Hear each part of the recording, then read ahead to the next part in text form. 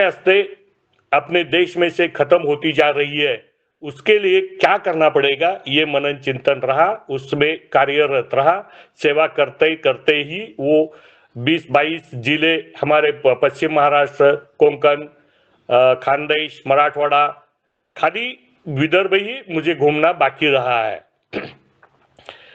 सब लोगों का अभ्यास करते करते ये मालूम हुआ कि गो आधारित खेती बगैर अपने समाज का पुनरुत्थान हो नहीं पाएगा। अभी की जो व्यवस्था है बनाई है, ये अपने मन की षड्रिपु को प्रोत्साहन देने वाली बनाई है, जैसे कि अर्थव्यवस्था, जैसे कि शिक्षा व्यवस्था, जैसे कि न्याय व्यवस्था, जैसे कि और ये जो सामाजिक व्यवस्था, एक दूसरे से व्यवहार करने की व्यवस्था है, ये सब व्यवस्था उससे बाधित है। ये हमारे सनातन व्यवस्था में किधर भी फिट नहीं बैठता है। इसीलिए हम बार बार बोलते हैं कि हम पाश्चात्यों की नजर से अपने भारत को देखने की बजाय अपनी पूर्वजों की जो प्रिंसिपल्स थे, तत्व थे, उसी ढंग से उनकी दृष्टि से हम भारतीय समाज के, अखंड भारत के समाज की तरफ देखें तो एक एक सॉल्यूशन, एक एक डिफिकल्टी, एक एक मार्ग अपने को प्रस्थापित मार्गदर्शन मिलेगा। उससे तो बहुत सारा मार्गदर्शन मिलता है। ये बेसिक आपके सामने सादर करने के बाद मैं मुख्य विषय को टच करता हूं। हमने ये सब गो आधारित खेती के बहुत सारे तत्वज्ञान, बहुत सारे थियरीज, बहुत सारे थीम्स देश भर में चालू है, लेकिन उसमें बहुत सारा कंफ्यूजन भी है। एक ही एक जगह पे कोई नहीं आता है और एक ही एक सॉल्यूशन, उसमें मार्गदर्शक ऐसा नहीं होता है। अपने अभी की सामाजिक व्यवस्था देखी तो जो भी अच्छा, जिसका बुद्धियांक अच्छा है, वो अपने सर्विस, अपने व्यवसाय के लिए गांव से बाहर जा रहा है। गांव ओस पड़े हैं, गांव में ज्यादा से ज्यादा लोग नहीं रहते हैं। सबकी मानसिकता शहर की ओर जाने के लिए और सब व्यवस्था उपभोग करने के लिए ऐसी मानसिकता बन चुकी है।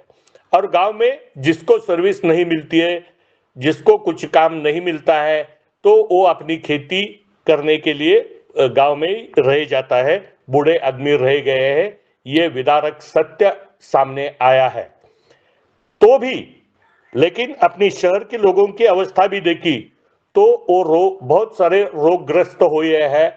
आदरणीय स्वामी रामदेव जी ने प्राणायाम के माध्यम से, पतंजलि के माध्यम से गए 25-30 साल से अपना देश का मूड जो बदला है, और उससे ये गो आधारित खेती और दूसरे भी जो सनातन तत्व थे, अपने पूर्वजों के तत्व थे, उसकी तरफ अभी शहर के लोग मुड़े हैं, लेकिन गांव के लोग मुड़े नहीं है।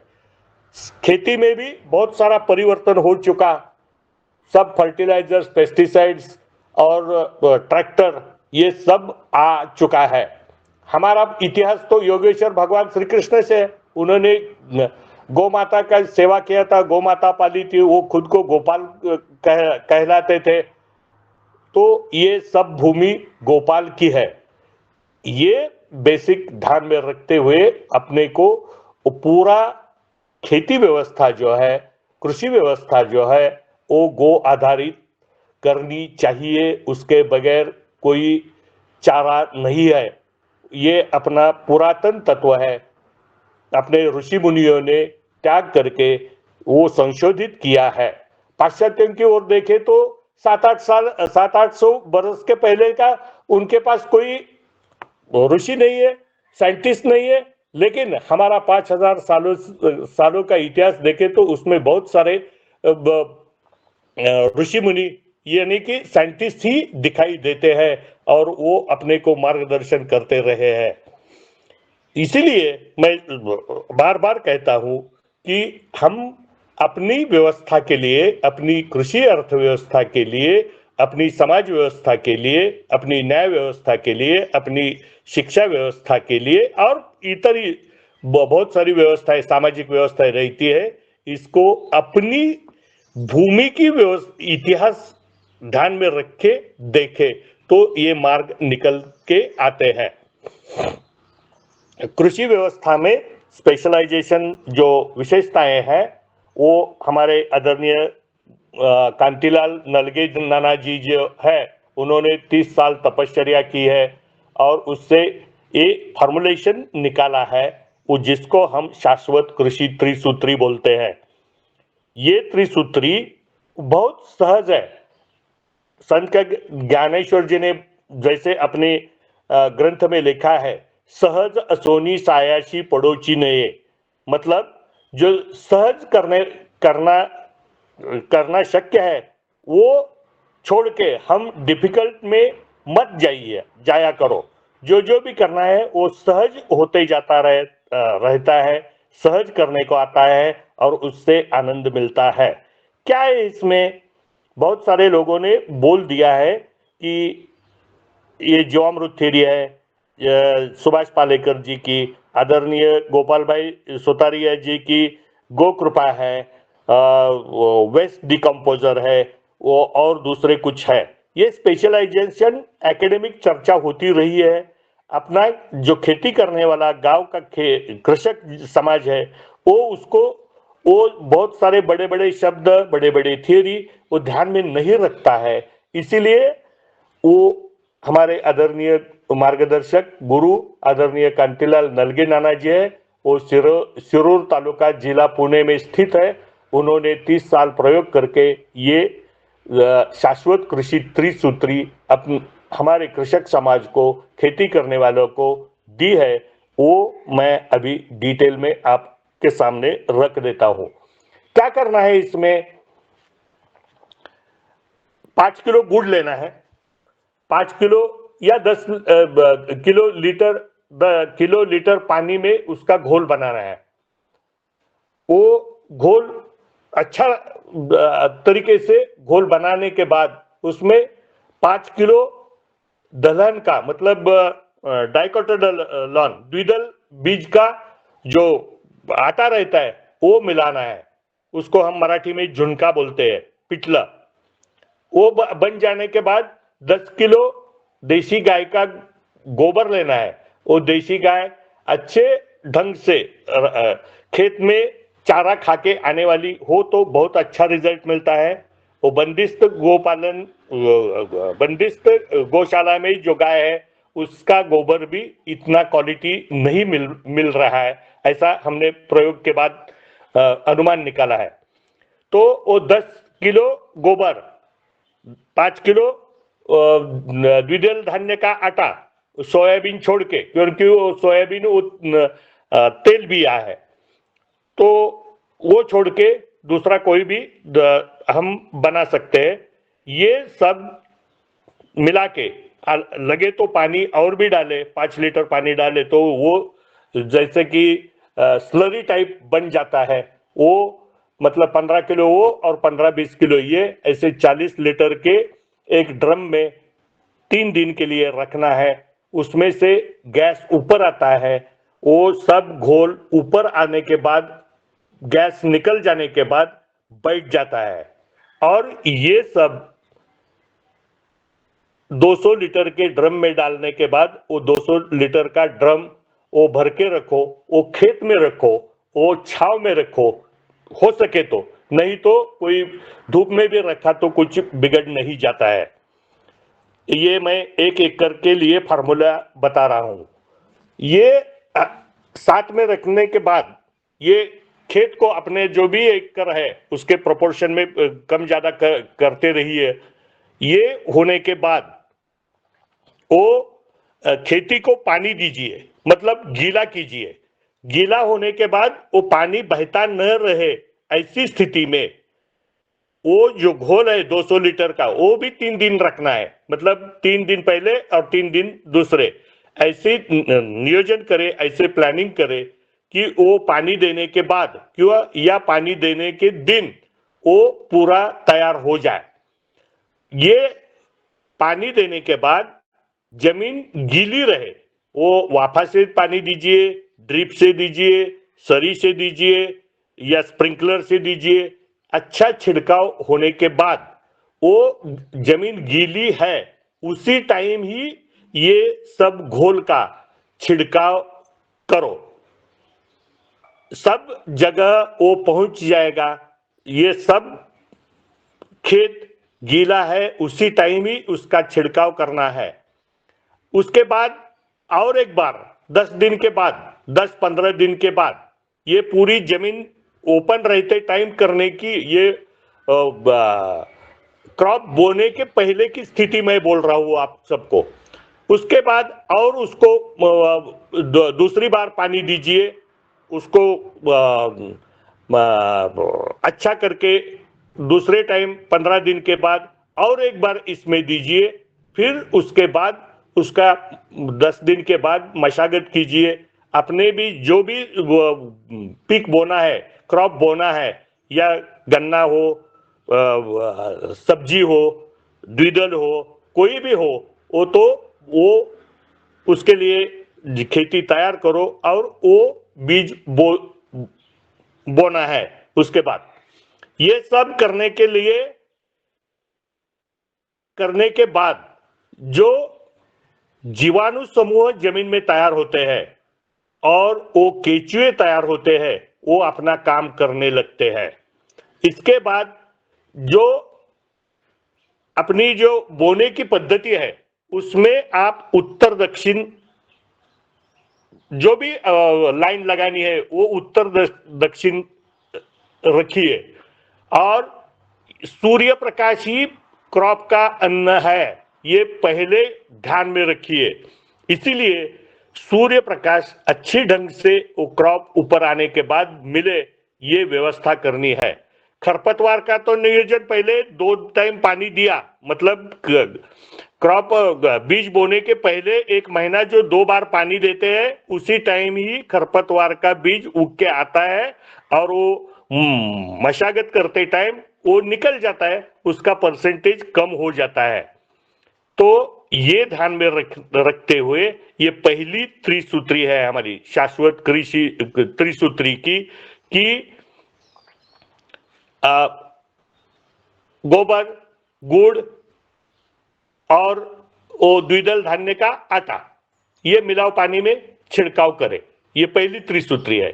दूसरा जो करना है हमको, वो बोने के बाद करना है, वो आवश्यक लगे तो ही करना है, नहीं तो दूसरी त्रिसूत्री ये रहती है आच्छादन, बीवड़ और पानी व्यवस्थापन। जो भी बोओगे आप, जो भी करोगे आप, वो जो बनाते हैं हम, उसका पत्ता नीचे गिरना चाहिए, ऐसी व्यवस्था करो। नॉर्थ साउथ डायरेक्शन में अपनी लाइनें तैयार करो, उसमें पीक ये क्रॉप तैयार करो। ये इसके बाद 1 बार, 2 बार, 3 बार हर एक जो भी वनस्पति हमारे यहाँ है उसका लाइफ साइकिल हमने चेक किया। कम से कम 15 दिन, और 15 दिन का एक ऐसा समझ के 1 महीने का होगा, 1.5 महीने का होगा, 2 महीने का होगा, 2.5 महीने का होगा, 3 महीने का होगा, ये हार्वेस्टिंग के लिए आता है। ऐसा बना के तैयार करते जाइए, ये सब अच्छा हो जाता है। हमने गन्ने के लिए प्रयोग किया था। और उसके बाद तीसरी त्रिसूत्री आती है, जो टंटनी मतलब त्रिपर्णी, रोग के लिए, कीटक के लिए, या दूसरा भी जो भूरी आती है, इल्ली आती है, इसके लिए जैसा जैसा भी क्रॉप का लाइफ होगा, उसी टाइम उसको आगे आगे लेके जाने का है, मतलब छिड़काव करने का है। लेकिन उसके लिए क्या करना है, त्रिपर्णी का मिश्रण, ये यही भी 3 टनटनी, धतूरा और ये गाजर गवत, ये 5-5 किलो काट के ले लो। 200 लीटर के बैरल में उसको बांध के रखो, 3 दिन रखो, और उसका स्प्रे करने के लिए एक पंप के लिए 1-1 लीटर पहले से ही डाल दिया तो ठीक रहेगा। नहीं तो कुछ नहीं बिगड़ता, आने के बाद भी किया तो ये अच्छा पेस्टिसाइड का काम करता है। रोग नहीं आता है, भूरी नहीं आती है, इल्ली नहीं आती है, आई भी तो उसके लिए स्पेशल उपाय हमने खोज के रखे हैं। इससे अच्छा उत्पादन आता है, इससे अच्छा अनाज आता है। ये सब्जी में चलता है, फल के बगीचे में चलता है, मिलेट्स में चलता है, गन्ने में चलता है, जैसा भी वो क्रॉप का लाइफ साइकिल हो उसमें ये चलता है। ये सब करने के बाद अच्छा रिजल्ट आया है। हाँ, एकमात्र अपने इसी टाइम मैं आपकी एक कोई भी शंका ले लेगा कि गोमूत्र क्या क्या करने का है, क्योंकि पालेकर जी ने भी बोला है गोमूत्र मिलाओ उसमें, गोपाल भाई सुतारिया भी बोलते हैं, ताराचंद बेलजी भी बोलते हैं, या वो वेस्ट डिकम्पोजर में भी बोलते हैं कि गोमूत्र गोमूत्र जमीन में देने का नहीं है। मतलब वो गोमूत्र अलग है। गोमय वस्ते लक्ष्मी गोमूत्रे धन्वंतरी। गोमूत्र ये छिड़काव के लिए यूज करना है। थोड़ा फार गया तो भी चलेगा, क्योंकि अपने गाय के गोठे में गाय के जो बांधते हैं और वो गोबर और गोमूत्र इकट्ठा ही देती है, एक के बाद एक देती है, वो मिल जाता है, उससे ज्यादा कुछ फर्क नहीं पड़ता है। इसीलिए वो जो पहले का छिड़काव बनाते हैं हम शाश्वत कृषि त्रिसूत्री, ये जो घोल बनाते हैं उसमें गोमूत्र का परसेंटेज नहीं डालने का है। उसके आगे वो जो छिड़काव के लिए रोग के लिए या पेस्टिसाइड्स एज ए पेस्टिसाइड्स करके उसका छिड़काव किया तो अच्छा रिजल्ट देता है। और उसके बाद सब बेसिक रिजल्ट्स आने के बाद ये बेसिक है, ये इसमें कोई हार्ड शब्द नहीं है, डिफिकल्ट शब्द नहीं है, डिफिकल्ट थियरी नहीं है। एक घर में उसका पति पत्नी दोनों मिला के 5 एकड़ की खेती कर सकते हैं। इससे लेबर का प्रॉब्लम भी कम आता है। ये खरपतवार का नियंत्रण हो गया, उसका अन्न देने की व्यवस्था हो गई, नॉर्थ साउथ रखे तो सूर्य प्रकाश भी उसको अच्छा ढंग से मिलेगा। हाँ, और एक बात ध्यान में रखनी है, हर एक क्रॉप लेते टाइम जो मोनोटोनी हो गई है उसको तोड़ना है। हमने मोनोटोनी अभी के शास्त्रज्ञों ने हमारे दिमाग में डाल दिया है, एक ही पिक करने का नहीं है, ये सच नहीं है। एक दल और द्विदल वो कैसा, वो एक साथ में होना चाहिए, मतलब मिश्र पीक पद्धति होनी चाहिए, बहुपीक पद्धति होनी चाहिए। ये जो मोनोटोनी बना के रखा है इससे वो रोग उस पर ज्यादा अटैक करता है, ये डिफिकल्टी है। और उसके लिए वो स्पेशलाइजेशन माइक्रोराइजा निकालो, ये निकालो, वो निकालो, ये शब्द हम हमारा सिंपल कृषक खेती करने वाला आदमी ध्यान में ही नहीं रखता और उसके दिमाग से ऊपर जाता है। ये विधि करने के बाद जो भी फल आएगा, जो भी मिक्स करोगे आप, मतलब उड़द बाजरी, बाजरी एक दल है, उड़द द्विदल है, चौली है, ये क्या बोलते हैं हम राजमा है, जो भी है बिवड़ पीक है, वो बीच में रहने ही चाहिए। भले उसको निकालते टाइम थोड़ी डिफिकल्टी होती है। गन्ना बोया तो गन्ना भी दो लगाने की विधि है, वो 4.5 फुट का सरी कर दिया तो उसमें 2 लाइन लगाना, 1 लाइन बाकी रखना है। मतलब एक 8 फुट का जो पट्टा रहता है उसमें द्विदल बो देने का है, वो साल में 3 बार बोने का है। वो एनपीके की पूर्तता करता है, माइक्रोन्यूट्रिएंट की पूर्तता करता है, और वो जो दूसरे भी आवश्यक घटक है वो उनकी भी पूर्तता करते रहता है। उसका पत्ता नीचे गिरना चाहिए, carbon nitrogen ratio CN ratio है वो बढ़ते बढ़ते जाता है। ये इमीडिएट इफेक्ट देने वाला फॉर्मूला है। जो भी बोलते हैं अभी तक की थ्योरी बताई दी, 3 साल ये करना चाहिए, 3 साल वो करना चाहिए, उसके बाद सर्टिफिकेशन वगैरह वगैरह, ये इससे हम अलग हो चुके हैं। क्योंकि ये जो बातें हैं ये सब कृषक समाज करने वाले के दिमाग से बाहर के है, और ये इतना झंझट कोई नहीं करता है, रेडीमेड उसको चाहिए, ये मेंटेलिटी बन चुकी है। इसीलिए वो जो उसमें से पैदा होने वाला फल है, सब्जी है, अनाज है, जो भी कुछ है, उसका रंग, उसकी टेस्ट और उसकी अनुभूति और दिमाग आंख को दिखने वाला उसका जो भी स्वरूप है ये बहुत अच्छा होता है, बहुत टेस्टी होता है, वो लोग आनंद से खाते हैं। एक छोटा सा उदाहरण मैं बता देता, अभी के सबके समाज में घर में छोटे बच्चे रहते हैं और सबकी एक ही तकरार रहती है कि वो सब्जी खाते नहीं है, इसलिए हम इसको रेडीमेड पैकेज फूड लेके आए थे। वो खाते क्यों नहीं है, इस पे किसी ने भी विचार नहीं किया है। वो खाते इसलिए नहीं है कि उसमें पेस्टिसाइड्स, उसको टेस्ट उसकी अलग है, वो उनकी जीभ है, वो रिजेक्ट करती है, इसलिए खाते नहीं है। और ये ढंग से हमारी शाश्वत कृषि त्रिसूत्री से बनाई चीजें, जो भी सब्जी हो, इवन करेला की भी सब्जी हो, तो भी वो छोटा बच्चा खाएगा ही। ये मेरा अनुभव है, हमने इस पे भी प्रयोग किए है, क्योंकि हम पालक ही उसको जिम्मेदार है। ये सादा छोटा सा टेस्ट हमने बता दिया, उसको टेस्ट लगे तो बहुत अच्छा खाता है।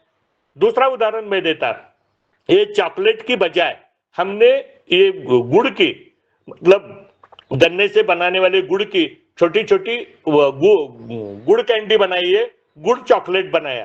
वो बच्चे वो खाने के बाद चॉकलेट खाते ही नहीं। ये ऐसी स्थिति हमारे यहाँ हमने प्रयोग किया है। अभी उसका एक्सपेंशन भी हम करने जा रहे हैं।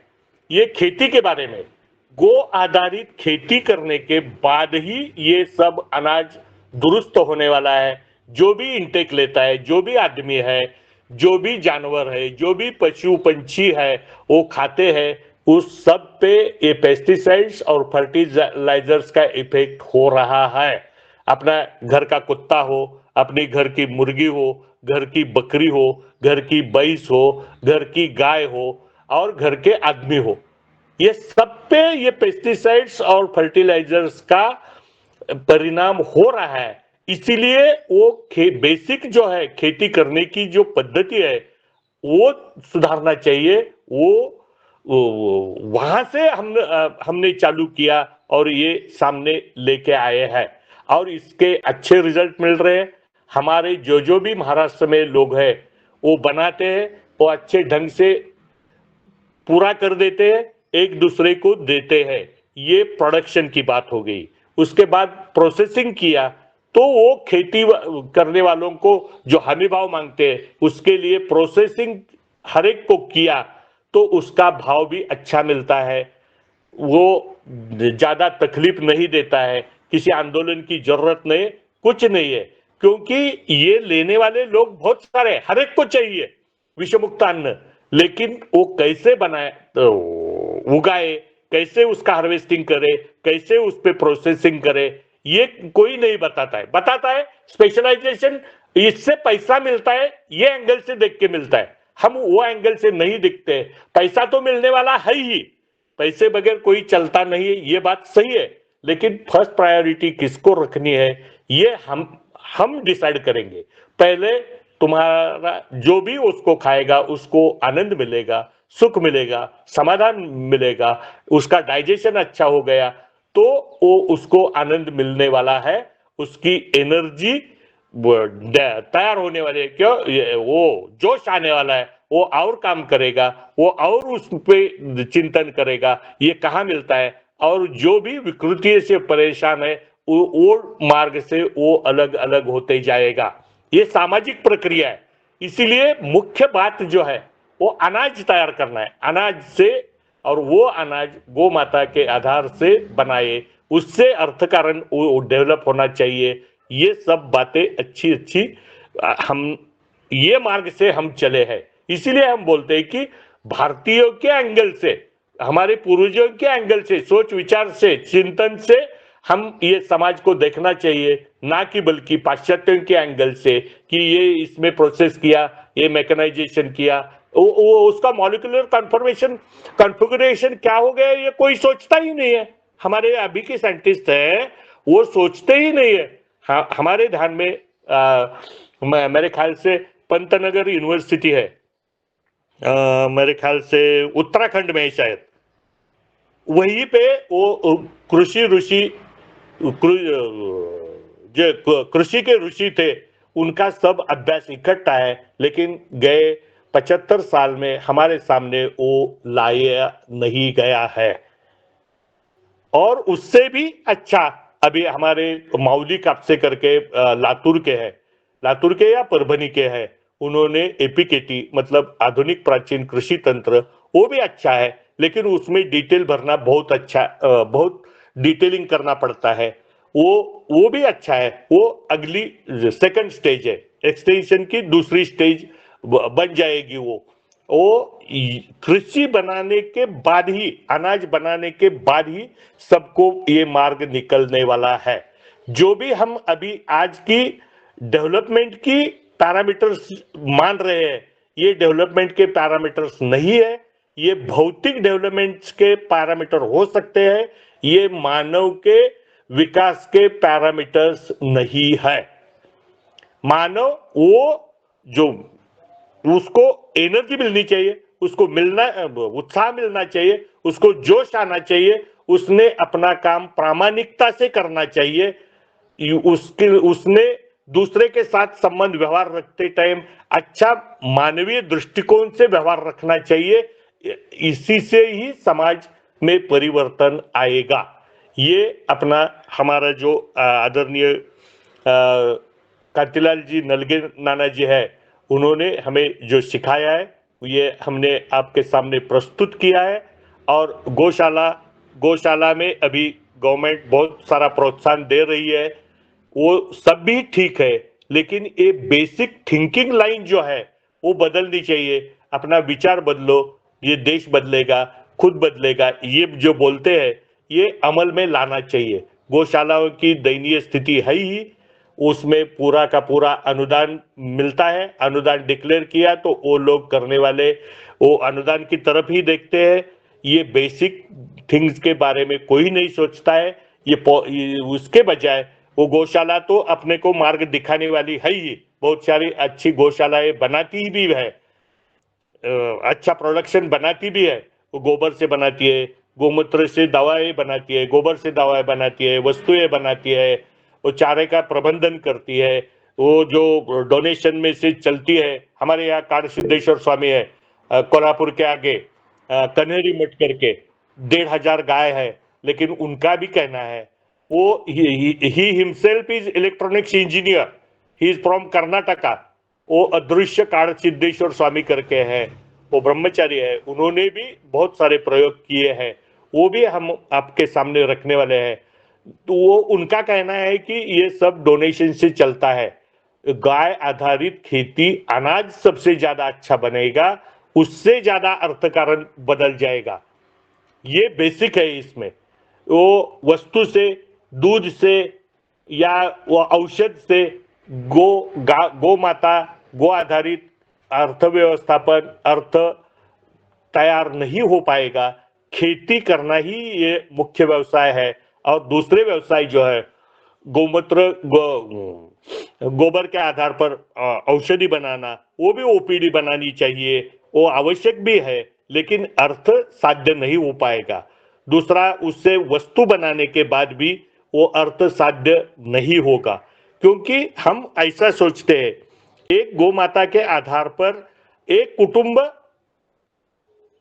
सुस्थापित अर्थ से चलना चाहिए। ये एंगल से सोचे तो खेती करना बहुत सारा इंपॉर्टेंट है। गौशालाओं का जो व्यवस्थापन चल रहा है वो बहुत अच्छे ढंग से चल रहा है, उसमें भी कंफ्यूजन है, उसमें भी कम्युनिकेशन के प्रॉब्लम है। जो इम्प्लीमेंट करने वाले हैं वो उनका फर्ज, आप अब मतलब शासकीय यंत्रणा जो है वो हमें पैसा मिलता है, हमें पगार मंथली पेमेंट मिलते हैं, ये भाव से ये लोगों तक पहुंचा रहे हैं, उसमें वो ज्यादा इन्वॉल्व नहीं हुए हैं। ये हमारा अनुभव है। बाकी लोगों का दूसरा अनुभव होगा, या कुछ ऑफिसर्स या कुछ कर्मचारी अच्छे ढंग से भी काम करते होंगे, उनसे हमारा कोई ये नहीं है, लेकिन ये हर एक का काम है। इसीलिए ये हमें गौ माता का आंदोलन चलाना चाहिए। गौ माता बचाओ, गौ माता पालने को हर एक फार्मर को, हर एक कृषक के पास गई तो गौ माता बचेगी, गौ माता बचेगी तो ही अच्छा अनाज तैयार हो जाएगा। अच्छा अनाज खाएंगे हम तो ही मानवीय वंश अस्तित्व में रहेगा, नहीं तो अगले 100 साल, 2 साल, 400, 500, 1000 साल में मानव वंश खत्म हो जाएगा। ये इतना बहुत बड़ा धोखा हमारे सामने है, इसीलिए ये सब रिस्पॉन्सिबल समाज के सब रिस्पॉन्सिबल घटक ने ये सोचना चाहिए और वो खेती, गो आधारित खेती तैयार होनी चाहिए और उससे ये चराचर सृष्टि आनंद मिलेगा, चराचर सृष्टि के हर एक जीव को आनंद मिलेगा, समाधान मिलेगा और उसके साथ साथ मानव को भी समाधान, संतोष मिलेगा। ये बातें हमने आपके सामने रखी है। दूसरा, ये जो अपना शासन में भी पॉलिसी मेकर्स है, वो एक दिशा में राज्य माता गौ माता हमारा महाराष्ट्र शासन बोलता है, वो केंद्र का शासन भी बोलता है, पैसे भी रखे हैं, आदरणीय हमारे राज्यपाल महोदय भी वो गौ आधारित खेती के हैं, लेकिन वो पॉलिसी इंप्लीमेंटेशन करते रहे।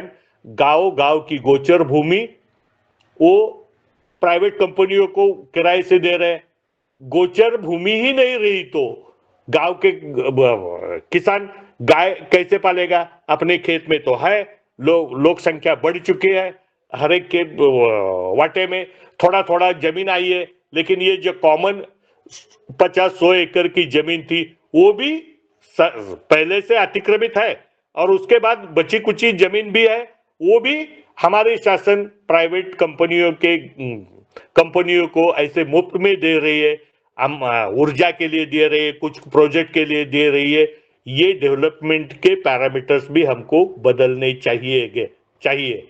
अभी का जो बोल रहे हैं, जो बिल गेट्स आए थे और जो आर्टिफिशियल इंसेमिनेशन के लिए अपने नंदी महाराज को बथुआ बना रहे हैं और ये गौ माता का, ये अपने भारतीय समाज को मिटाने का षड्यंत्र ही हमको लग रहा है। इस पे बहुत सारे गणमान्य लोग अपने विचार रखेंगे, उसके लिए हम महाराष्ट्र के लेवल पे एक कमेटी बना के मनन चिंतन करके, अपना ही गवर्नमेंट है ये, अपने ही आदमियों के साथ उनसे कैसे कन्विंस करे, ये अपना धर्मयुद्ध छेड़ रहे हैं। इनका पॉलिटिकल हम विरोध नहीं करने वाले हैं, लेकिन उसको कन्विंस करने वाले, क्योंकि ये गए तो इससे बहुत ज्यादा राक्षसी वृत्ति के लोग सत्ता पे आएंगे, ये लोग ही सत्ता पे रहने चाहिए। लेकिन उन्होंने क्या बदल देना चाहिए, इसके लिए हम हमारी एक समिति गठित की है। उनके गुड़ी पाड़वा तक, मतलब 1 महीने के बाद तक वो हम उसको प्रोग्राम डिक्लेयर करने वाले हैं। इसका जो हमने शाश्वत कृषि त्रिसूत्री का अंतर्भाव हमारी महाराष्ट्र राज्य की पॉलिसी में किया है, और सब लोग, उसके जो कमिश्नर है, कृषि सचिव है, जो भी हायर ऑफिसर्स है, वो कन्विंस हो गए हैं, उन्होंने अनुभव लिया है। इसीलिए इसका हम प्रचार प्रसार कर रहे हैं। ये सूत्र जो है, ये सहज असोनी सायाशी पड़ोचीने, जो अपनी दिमाग जो खुल गया है कि ऐसा भी होगा, वैसा भी होगा, वैसा भी होगा, नहीं नहीं नहीं नहीं, अच्छे मार्ग से चलो, सब ठीक होते जाएगा। ये आज आपने हमें ये आपके सामने प्रस्तुत करने की अनुमति दी, आदरणीय रमेशचंद्र जी का और आदरणीय रंजना दीदी का और सब सज्जन गृहस्थों का बहुत बहुत आभार, धन्यवाद प्रकट करते हैं। इसके बाद कोई प्रॉब्लम, कुछ प्रश्न जी हो? ओम, जी ओम। जी धन्यवाद। अभी हमारे सदस्यों द्वारा हैंड रेज किए जा रहे हैं, तो मैं बुलाता हूं आदरणीय शरद भैया को, वो अपना प्रश्न पूछें। जी ओम। जी, सदन को कोटि कोटि प्रणाम। बहुत अच्छा आपने गौ माता के ऊपर व्याख्यान रखा है। आप बड़े बड़े मंच पे जाते हैं, तो हमारा भी एक है कि देश की अगर गाय की व्यवस्था सुधारना है, तो जितनी भी भारतवर्ष की गौशालाएं हैं, या तो ये कुछ पतंजलि को दे दी जाए या गायत्री परिवार को दे दी जाए, ये पूर्णतः ठीक हो जाएंगी। ये दो ऐसे भारतवर्ष के जो गौ माता भक्त हैं, इनको पूरी गौशालाएं दे दी जाएं, तो ये सारी गौशालाएं जो हैं ठीक हो जाएंगी। ऐसी चीजें आप अपने मंच पर रखें, मेरा ऐसा। आप जो बोलते हैं वो सही है, अच्छी भावना है उसमें, लेकिन सबका इन्वॉल्वमेंट होना चाहिए। सब करेंगे, गांव करेगा वो राव नहीं कर पाएगा। ये इलिस्ट्रेशन के लिए, अच्छे के लिए रामदेव स्वामी जी और गायत्री परिवार वो तो बनाते ही है, लेकिन उसमें सबकी सहभागिता होनी चाहिए। इसीलिए वो आगे चले, उसके पीछे ये समाज भी चलना चाहिए। हाँ, ऐसी हमारी सोच है, हर एक ने करना चाहिए। ये जो कैपिटलिस्टिक उद्योग बना रहे हैं उसके बजाय गाय आधारित उद्योग बनाने चाहिए, जो कि सृष्टि के लिए पूरक रहे। ऐसा हमारा सुझाव है शासन के लिए भी। धन्यवाद जी। और किसी भाई का यदि कोई प्रश्न हो इस संबंध में तो आदरणीय मान्य जी से पूछें। जी, आदरणीय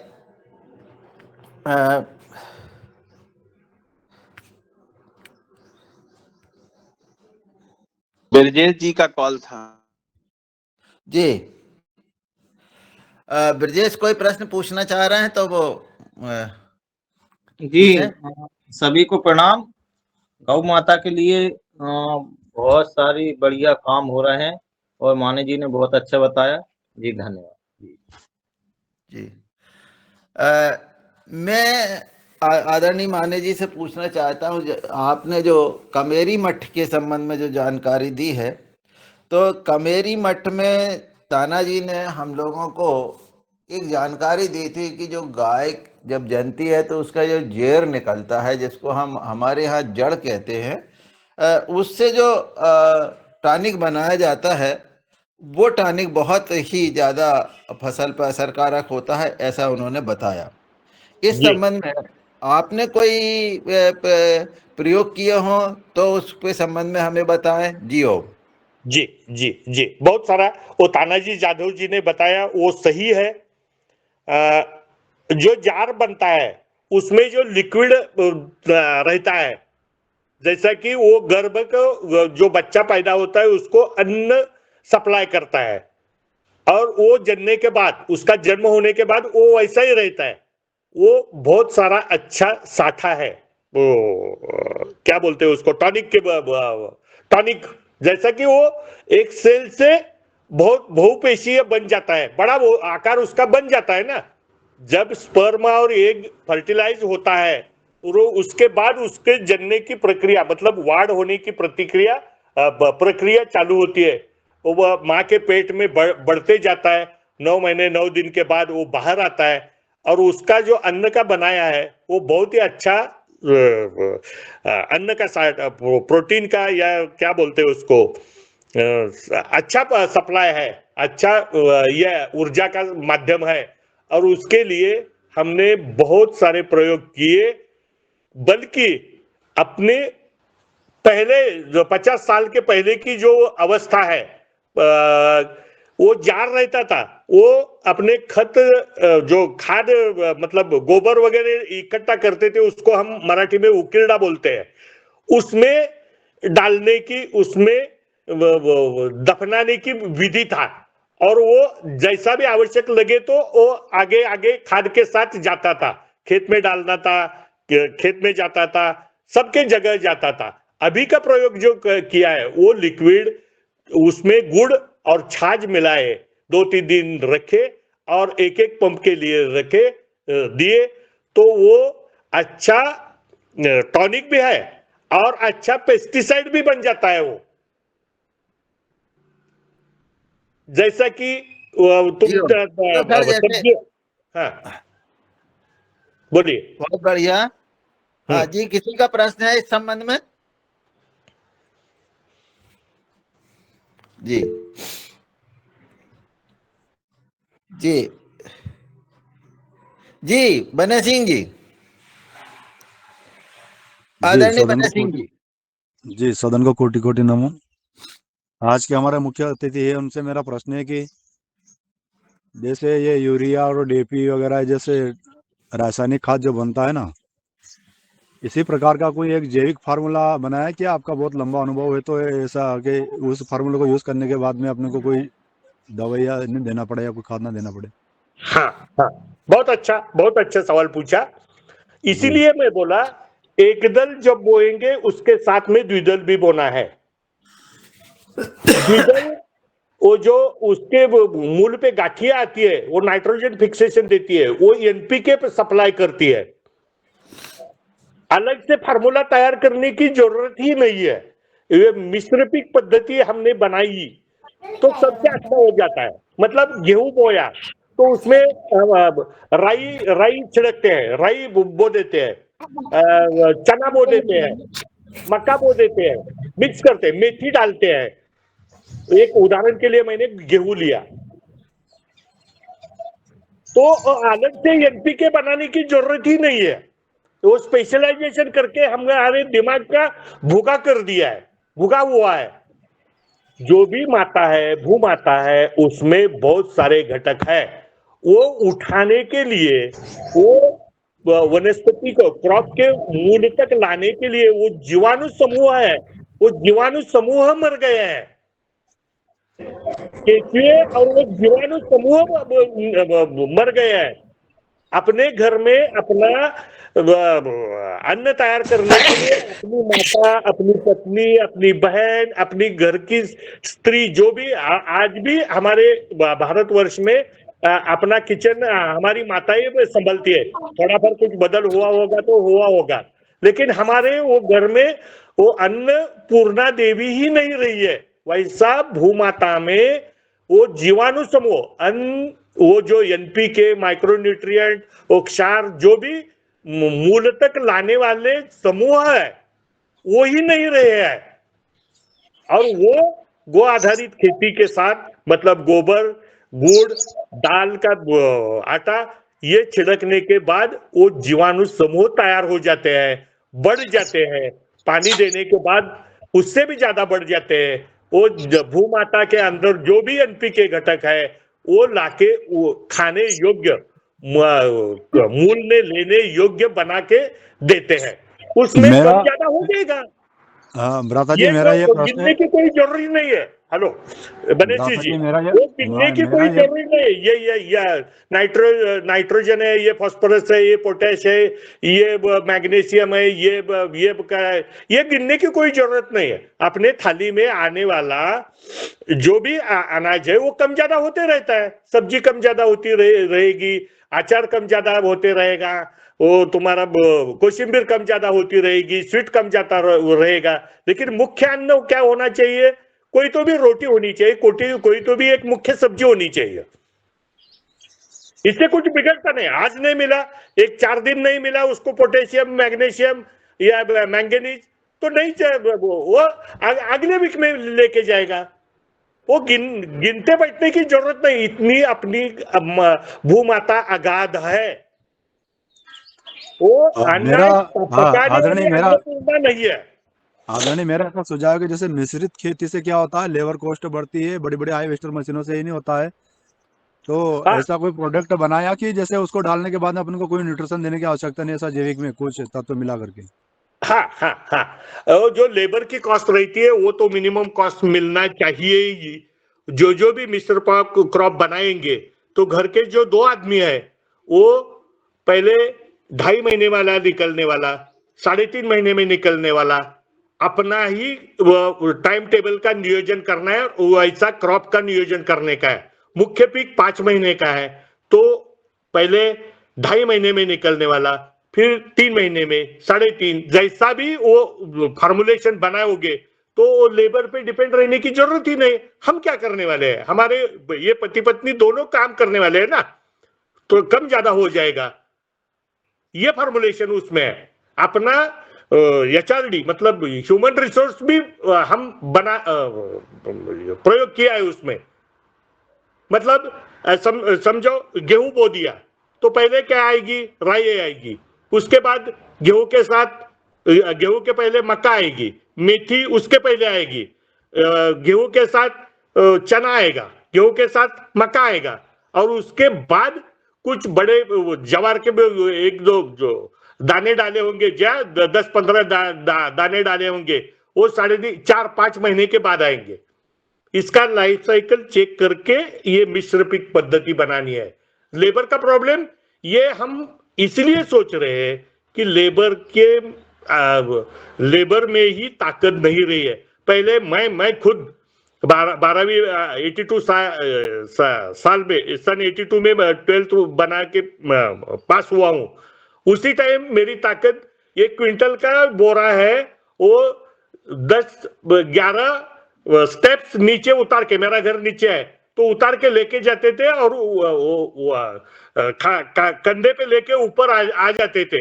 अभी का 18-20 साल का जवान 50 किलो भी उठाने के लिए तैयार नहीं है, क्योंकि उसमें वो ताकत ही नहीं रही है, एनर्जी नहीं रही है, जोश नहीं रहा है।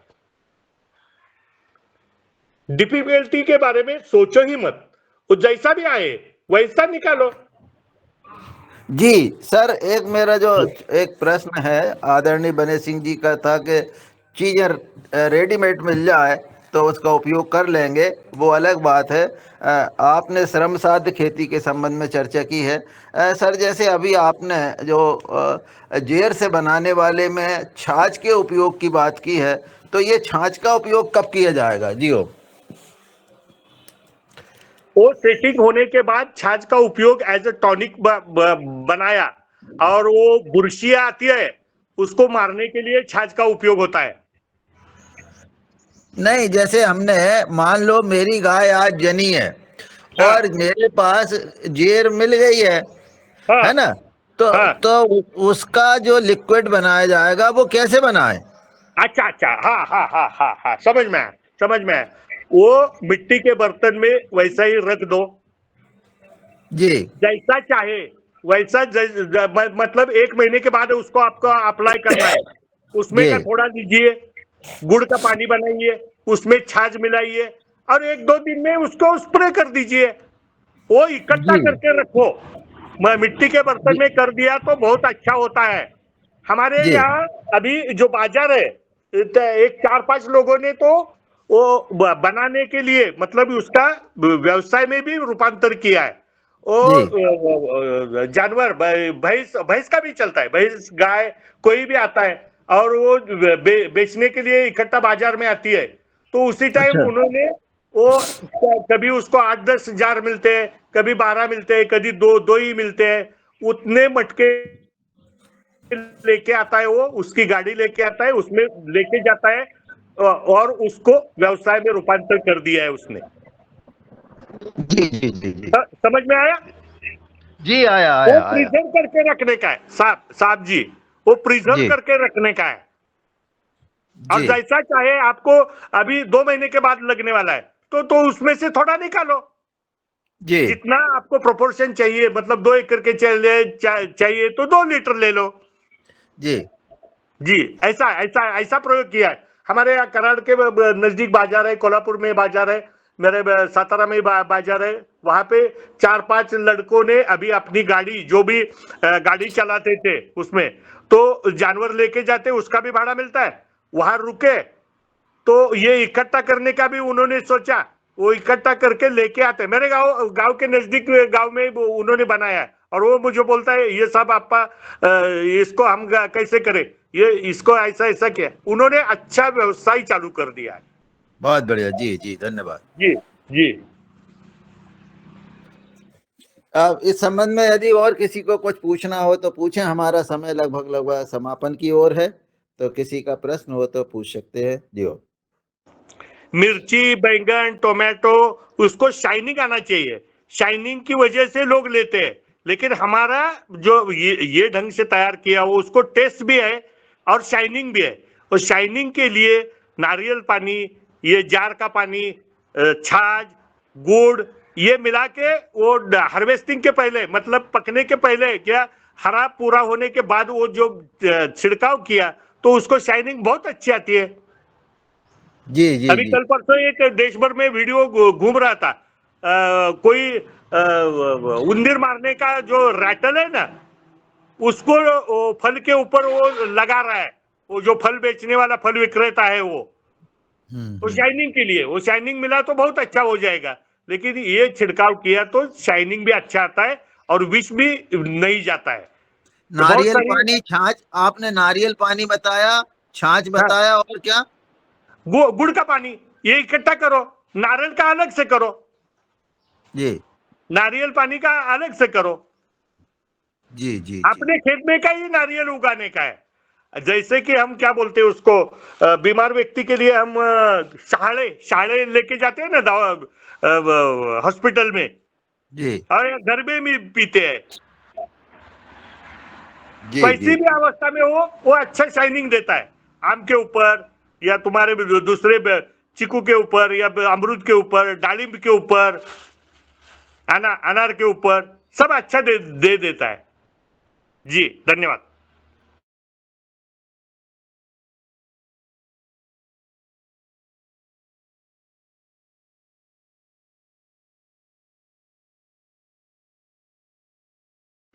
किसी के और व्यवस्था कुछ प्रश्न हो तो पूछिए। हम इसको बुकलेट फॉर्म में भी पब्लिश करने वाले हैं, आपने कुछ कल नाम बताया था मात्र ना कीमत करके। आदरणीय, आपने कल बताया था सीबीजी गैस के बारे में, क्या सीबीजी गैस बना रहे हैं आप? नहीं, सीबीजी नहीं बना रहे हैं, आपसे मार्गदर्शन लेना है। बनेशी जी बोल रहे हैं ना?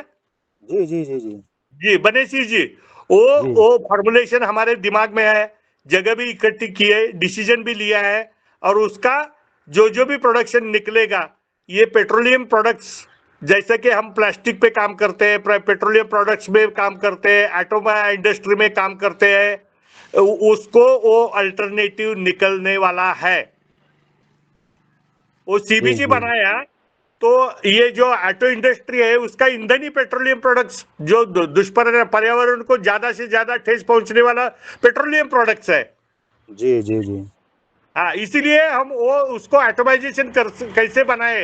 ये हमारे यहाँ इस्लामपुर आष्टा में 200-250 गाय है, उससे गैस हम इकट्ठा कर रहे हैं, उसकी स्लरी खेत में दे रहे हैं और उसका गैस इकट्ठा कर रहे हैं, लेकिन अपने भोजन के लिए, घरगुती यूज के लिए यूज कर रहे हैं। उसको जी कमर्शियलाइजेशन कैसे करे, उसको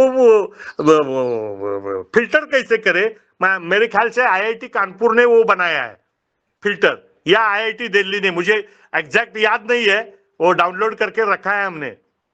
वो तो 8वीं फेल लड़का है कि यहाँ हमारे क्षेत्र में जबलपुर के जी पास में, जी उन्होंने पूरा आत्मनिर्भर मॉडल बना रखा है और हम सब लोग देख करके भी आए हैं।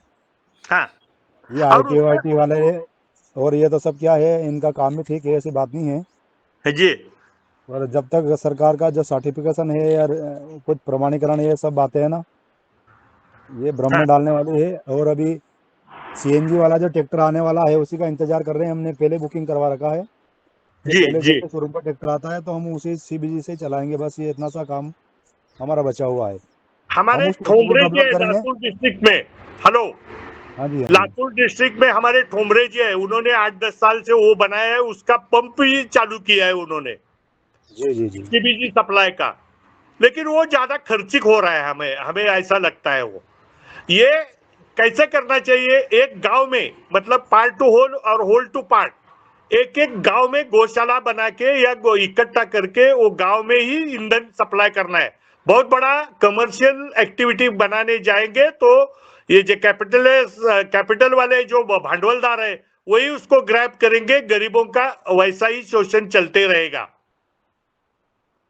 हर एक गांव में वो व्यवस्था होनी चाहिए, जैसे कि मंदिर की व्यवस्था अपने यहाँ थी, वैसे वो गोबर गैस की, सीबीजी की व्यवस्था हर एक गांव में, पंप हर एक गांव में, गोचर भूमि, और वो छोटे छोटे लोग यूज कर पाएंगे। हाँ आदरणीय, ऐसा उसी मॉडल हमारा का काम मानना है। करो। 200 केजी गोबर से 500 किलोमीटर लगभग बाइक चलेगी किसान का, ऐसा मॉडल बनकर तैयार हो चुका है। जी बस उसको थोड़ा सा और डेवलप करना है और कुछ नहीं। हाँ, जो भी हो, लेकिन वो विचार दिशा अच्छी है इनके साथ। जी जी जी इसीलिए हमने आदरणीय रमेश चंद्र जी से आपका नंबर मांगा था। जी जी हम भी सोच विचार कर रहे हैं। एमपी में भी दूसरे धर्मेंद्र या कोई तो भी, प्रदीप जी कोई तो भी है, उन्होंने भी वो तो, लेकिन उनका प्रोजेक्ट कॉस्ट 70-80 लाख रुपए पे चली गई है। नहीं नहीं नहीं नहीं, इतना खर्चा थोड़ी है, वो तो 20 लाख रुपए का खर्चा है मात्र। हाँ वही तो, वो प्राइमरी स्टेज पे उन्होंने कुछ गलतियां हुई होगी उनसे, इसीलिए हाँ जो हाँ भी हाँ। मिनिमम कॉस्ट में 20 लाख हो तो एक गांव के लिए गांव खर्चा कर सकता है। जी जी जी जी और गांव में बनाया तो हर एक गांव में स्पर्धा लगेगी, गोपालन बढ़ेगा, वो स्लरी से अनाज दुरुस्त हो जाएगा और डेली की रिक्वायरमेंट्स व्हीकल हम अभी बोल नहीं सकते कि मोटरसाइकिल मत यूज करो, 4 व्हीलर मत यूज करो, उससे पोल्यूशन हो रहा है, लेकिन उसको चेंज कैसे करें, उसको पोल्यूशन मिनिमाइज कैसे करें और वो व्यवस्था भी कैसे रहे। क्योंकि ये इसीलिए मैं उसको बोला कि डेवलपमेंट के पैरामीटर्स जो भी है वो यूज करना है, लेकिन उससे अलग ढंग से सोच के तैयार करने हैं। जी जी जी जी जी बहुत अच्छी चर्चा रही और निश्चित रूप से हमारे जो भी साथी इसमें जुड़े हैं उनको एक नए दृष्टिकोण मिला है। हमारे आदरणीय शरद वर्मा जी ने तो वो जो जेर का है वो टॉनिक बनाया है, हमारे आदरणीय गौर साहब ने बनाया है, आदरणीय पटेल साहब ने बनाया है। तो जहाँ पर भी जो चीज़ हो सकती है वो चल रहा है। तो निश्चित रूप से सब अपने अपने यहाँ पर इसका उपयोग करेंगे तो आगे जा कर के उसके परिणाम भी हमें अलग अलग लोगों से सुनने को मिलेंगे, देखने को मिलेंगे। ये सब बातें जो हम सुन रहे हैं उस ज्ञान को यदि हम अपने कर्म में परिवर्तित करें तो उसका फ़ायदा बहुत अधिक होगा, ऐसे मेरा विचार है। आज सभी उपस्थित महानुभावों का हम हृदय से आभार व्यक्त करते हैं। आदरणीय मानी जी का हृदय से आभार है कि उन्होंने अपना समय दिया और हमको एक और नई दिशा दी है त्रिसूत्री के माध्यम से कि हम जो है इस तरह से यदि खेती करेंगे तो उसका और लाभ हमें मिलेगा। जी ओम, सभी को प्रणाम, सादर नमन। और आज की सभा यही समापन की जाती है। जी ओम। जी ओम। ओम वंदे गो मातरम।